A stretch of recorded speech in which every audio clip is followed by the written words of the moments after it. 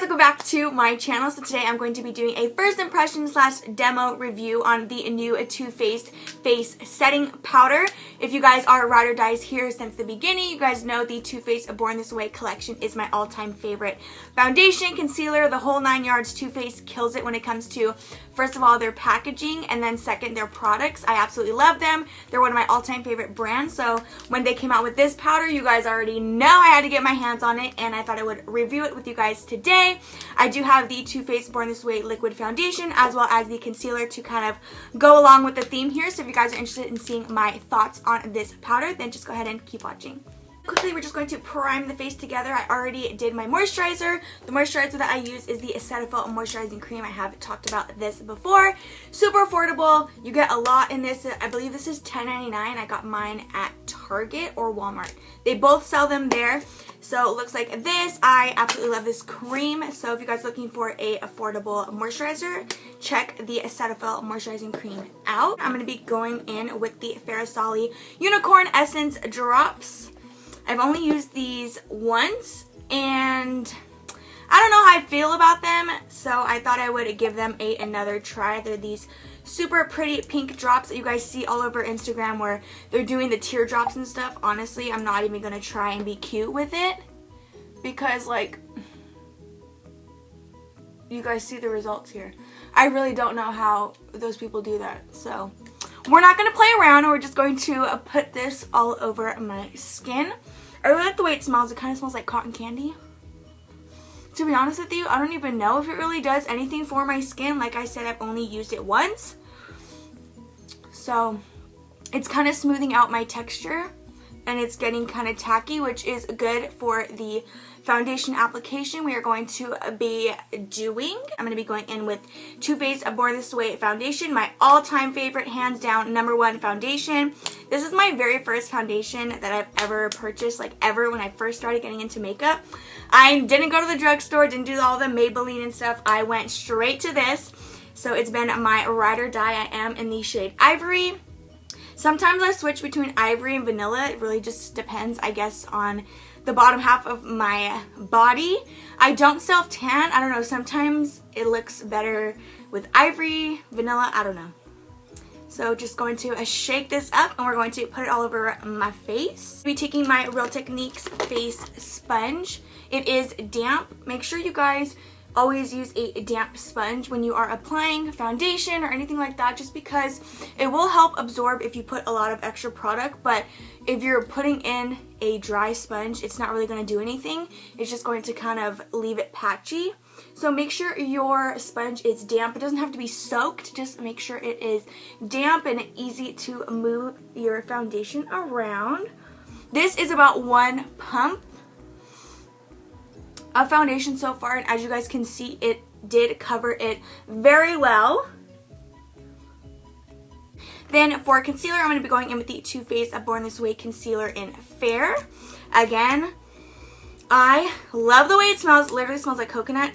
Literally, Too Faced packaging is the cutest packaging ever. I'm so obsessed with their packaging, you don't even understand. Going to put this underneath. I'll probably go in with a little bit of Tape Shape concealer as well, just because this one is a hydrating concealer and it's not very full coverage whatsoever. I like to use this concealer mostly on my days when I do my no makeup looks, because it's less coverage and it looks dewy and fresh and just like my skin, but better.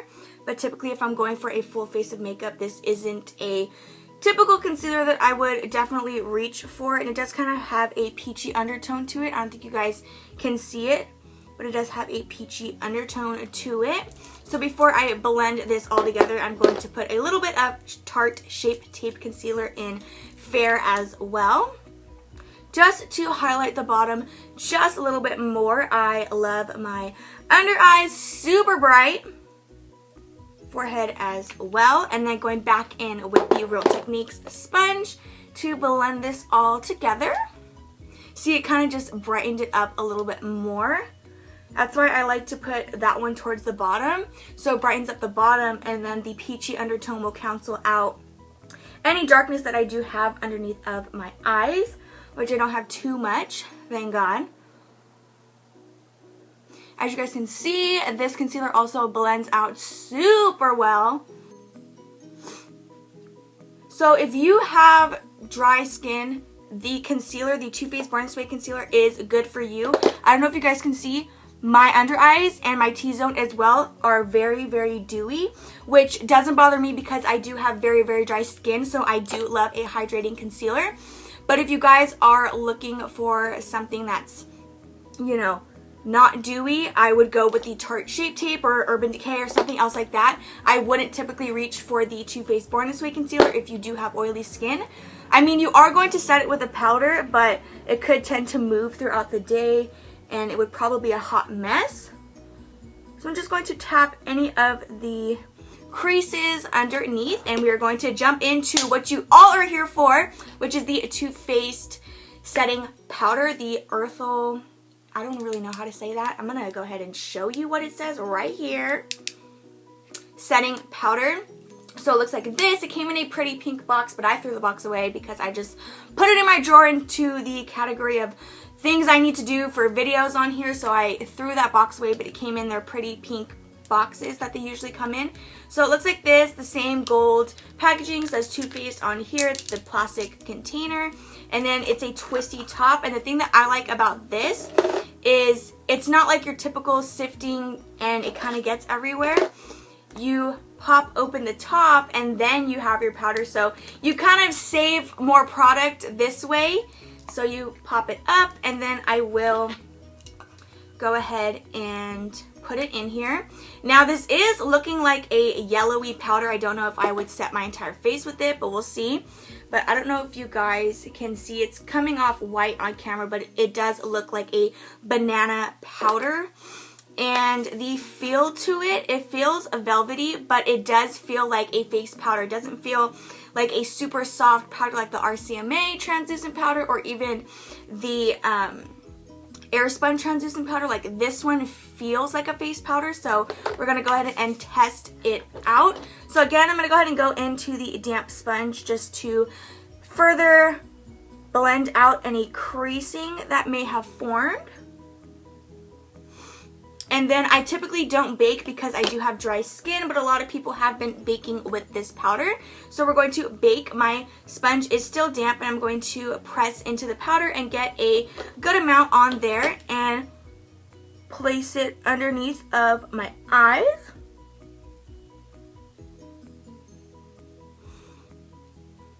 I don't know if you guys can see, but it did kind of make my under eyes look yellow, which I think is kind of weird, but we'll see. I'm actually gonna put a little bit more powder to bake. I kind of just set it real quick, so we're gonna leave that underneath my eyes for a few seconds. Same thing to the other side. Yeah, it did kind of yellow my under eye out, which we'll see if it stays like that. Hopefully it doesn't.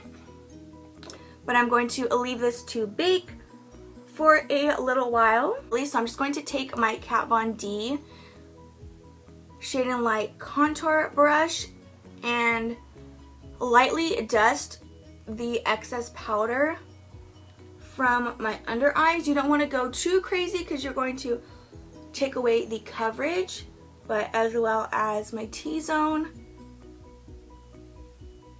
I don't know if you guys can see, I do have a dry patch here, and it looks like the powder clinged to my dry patch, and it doesn't look cute. Like, honestly, like from far away, the powder looks great. It looks amazing, but up close, I don't know how I'm feeling about it.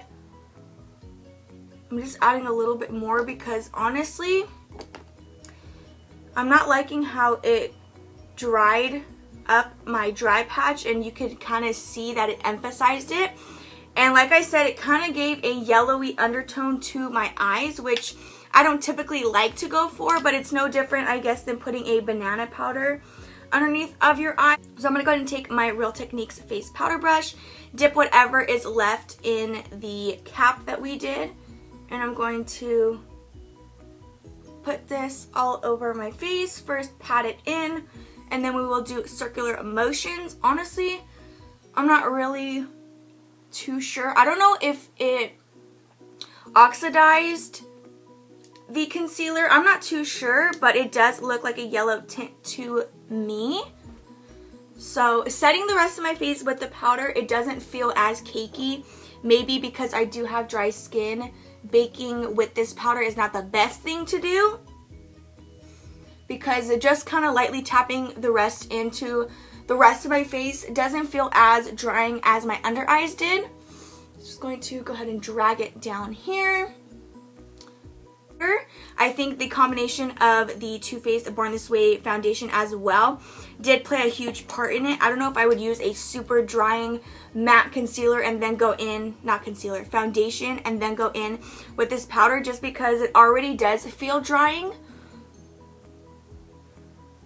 Going to set my forehead as well, just to even it out. I have a love-hate relationship with it right now, because I feel like I need to spray a bunch of MAC Fix Plus all over my face, because my face just feels so dry and I hate that feeling so much.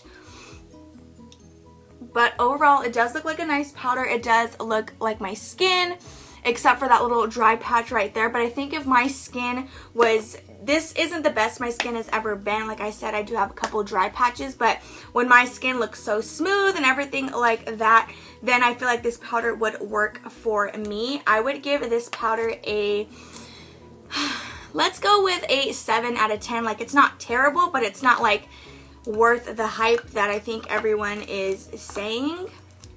So, I don't know. I mean, to me, the Laura Mercier or even the RCMA and the, which one? The Coty Airspun powder.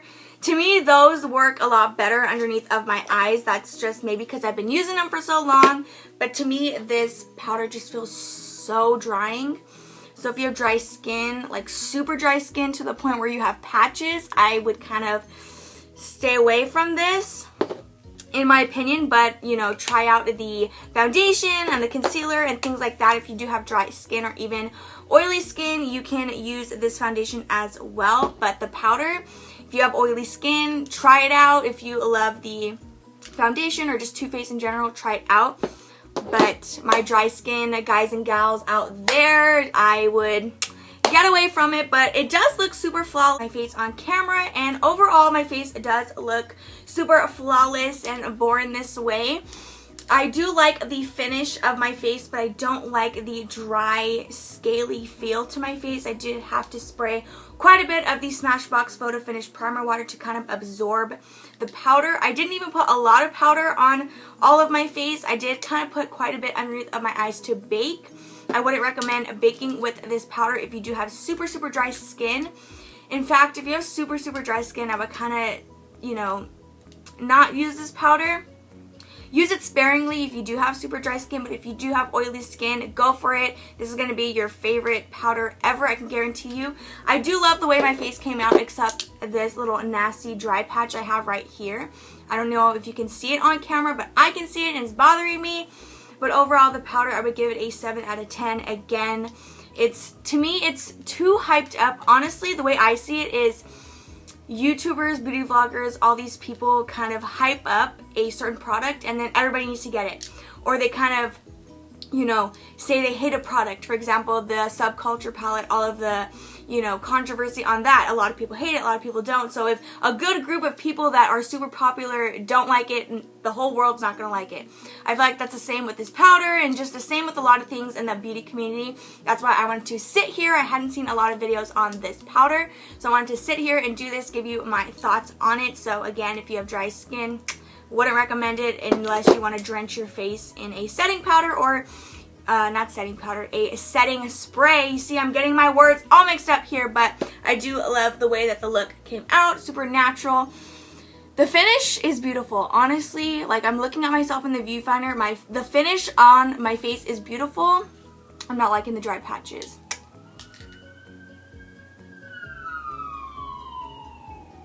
Did you guys notice, like, every time I film a video, either my phone rings or a siren or just...